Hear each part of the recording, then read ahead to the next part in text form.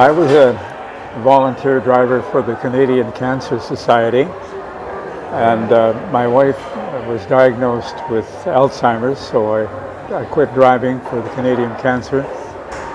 And about a year later, I got a call from the man who had trained me. His name was John McInnes. He was a driver. He was furious because the Canadian Cancer Society had sent out a letter to all the patients saying, effective the end of October 2015, we will no longer provide free transportation for cancer patients. And John McInnes was so annoyed about that he said, I need you because you know the media, and we're going to form a new society to drive cancer patients to treatment and take them back home again. And we started in a few months from that, and in the early part of 2016. And that's how the Volunteer Cancer Drivers Society was formulated and registered with our provincial government.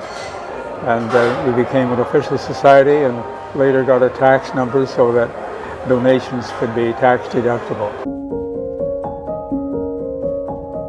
Well, I felt an obligation to help. We were just forming our society, and to register we had to put up a certain amount of money for the registration in Victoria, and a few of us put $20 on the table of our own money to help get that registration. And as we started out, we decided right from the outset that we would pay drivers compensation for taking patients, somewhere around 40 or 42 cents a kilometer in those days, back in 2016.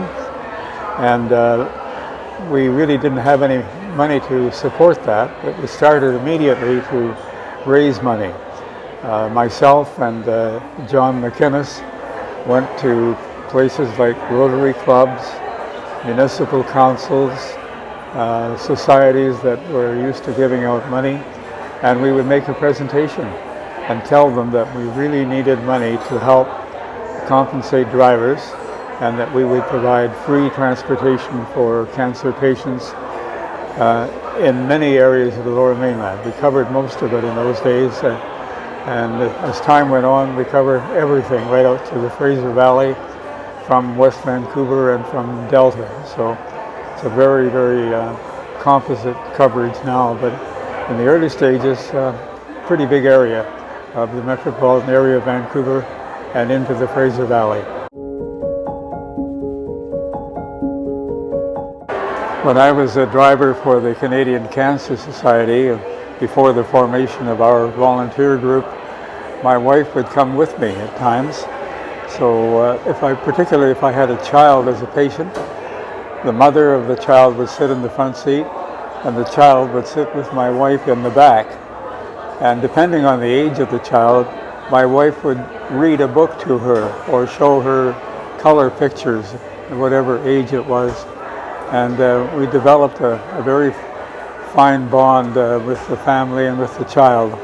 And for children a bit older than that, we had a van in those days, so I would let them choose which radio station they wanted on, and I would have them press the button to open the sliding door to the van.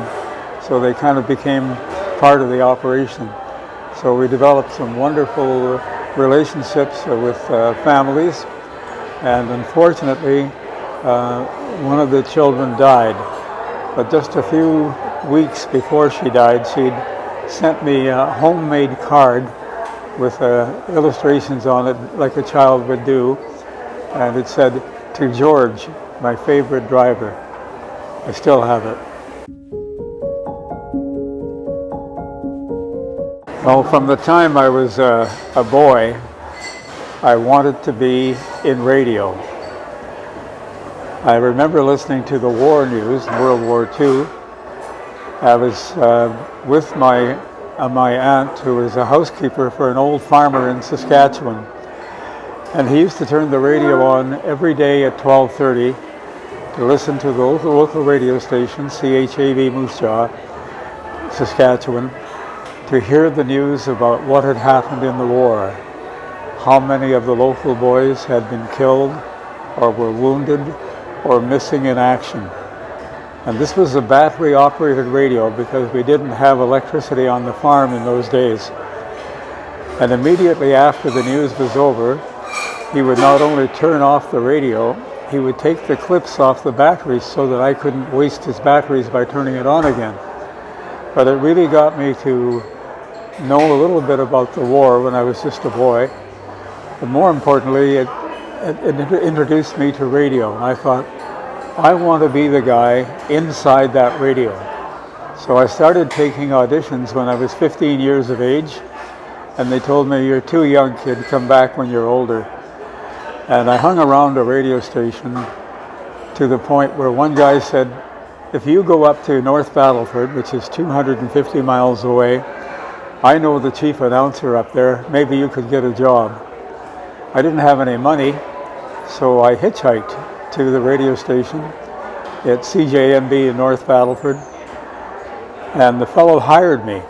He told me later it wasn't because of my voice, it was because I had shown the initiative that I really wanted that job. And that's how I got started in radio at the age of 17. As it turned out, I spent nearly 50 years in radio, and most of that time doing reporting. And in the last several years of my career, it was called investigative reporting, which was really time to work on one or two stories at a time and not follow a regular assignment list as most reporters in radio had to do. I've had a tremendously interesting life from the time I was a kid, really, and I've been very, very lucky in my career, and gained a reputation, I guess, as a reporter that people could trust. And I used to think that I could do a story and people would understand how I'm feeling about it, particularly if it was against a person who had cheated people. I wanted to try and get as much fairness as I could for people who had been, say, cheated out of their life savings and things like that. But a lot of fun doing the reporting. Some of it was hard work. If I go out of town on an assignment sometimes, I would work almost around the clock because I truly loved my job. I think most people who get into the news business just love what they're doing because they're doing something for society as well as for their own welfare and able to support their families. And journalism, I think, is the most important career that a person can embark on.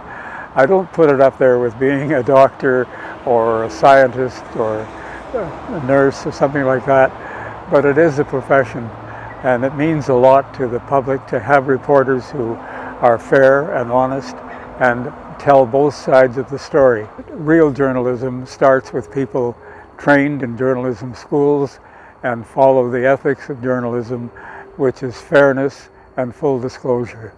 And I think that's what we're lacking today, in that people are just not properly trained if they're only disseminating news on social media without any support of the facts.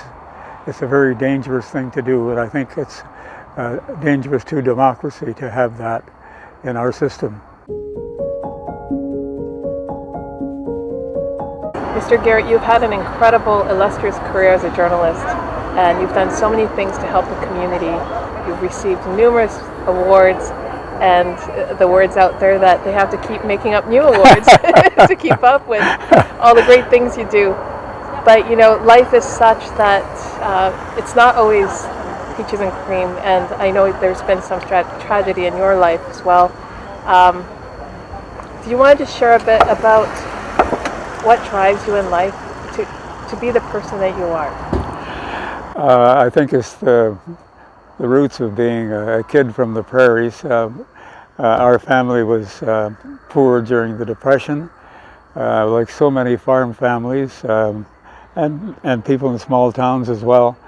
We were on what was called relief in those days, welfare, and we had groceries delivered to the farm. We even had coal delivered sometimes, and if we didn't have coal, believe it or not, we had to burn dried manure. from the pastures. So I was accustomed to a fairly meager kind of life, but it was enjoyable in the sense that I always had fun as a kid.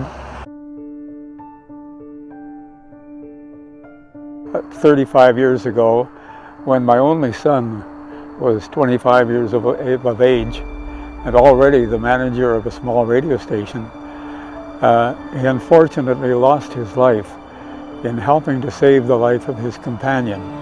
They were out on a canoe on a place called Charlie Lake in northern BC when a wind came up. And although they were both wearing life jackets, Ken did not survive. He was able to keep his girlfriend up onto the overturned canoe, put her up onto the canoe several times. But in the meantime, he was in the cold water and he died of hypothermia. And it was the saddest day of my life to get that call from the doctor that my son had passed away. My wife Joan, whom I'd married when we were very young, developed Alzheimer's disease when she was in her early 70s. And it changed our life completely because she had to be taken to a facility where she spent 8.5 years. She died last November. So my listeners knew about most of these things in my life and were very, very understanding and appreciative, I guess, of me carrying on. And it's difficult to talk about, but that's part of life, and we just go on. I'm so proud of what those drivers do. One of them is a friend of mine, Larry Coleman, who is a fine example, the epitome of what a driver should be, or a volunteer should be. He will drive every day of the week, and often does. In fact, he's well over 1,000 drives now in his career. So people like that know that what really matters when you're volunteer cancer drivers is that you feel fulfillment. You relate to the patient, you bond with the patient, and you feel that you really are contributing something to society, you're giving back.